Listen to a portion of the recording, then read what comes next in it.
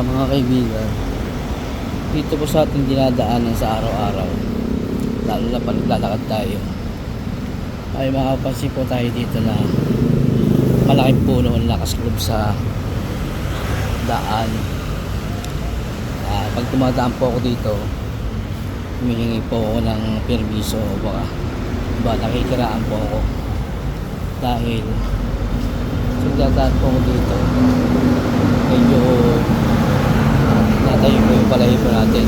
Siyempre matagal na po itong punong ito, malaking puno, at alam natin na mayroon ditong nakatira, kaya nakikiraan po tayo. Yan po, yung punong yan, at kailangan po natin makikiraan po, makikiraan po. Yan po mga kaibigan, yan po yung dinadaan tayo dyan, lalo sa madaling araw.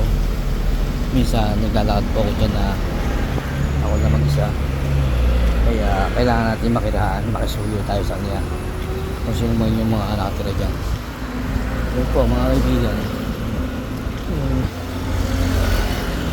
At nandito tayo sa medyo malapit-lapit na sa ating tinitirahan.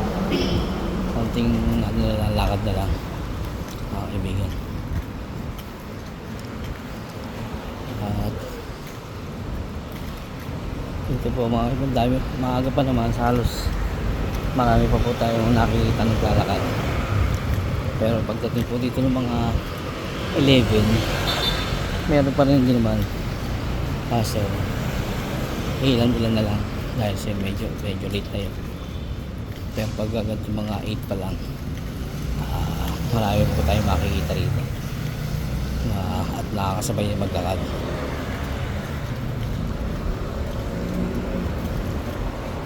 Yung mapapansin nyo mga kaibigan, sa kabilang side, makakita nyo dyan yung mga KTV bar na halos pinupunta ng mga Japanese, mga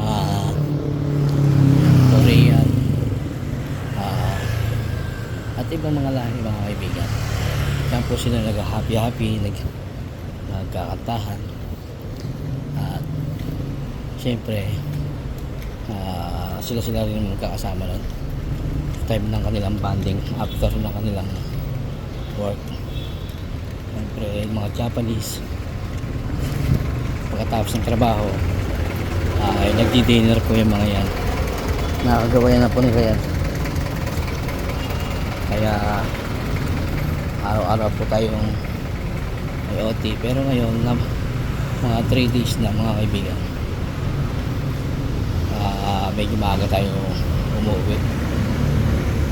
Siyempre pa-check up po yung boss natin, pero kailangan niya muna ang pahinga. At hindi naman tayo nawawala ng overtime mga kaibigan, kasi sa umaga pa lang meron na tayong 1.5 or 2 hours. Tapos pagdating ng hapon, mga 3 hours o 4 hours. Kaya meron tayong minsan 5 oras o 6 na oras sa araw-araw. Hindi na masama yung mga kaibigan.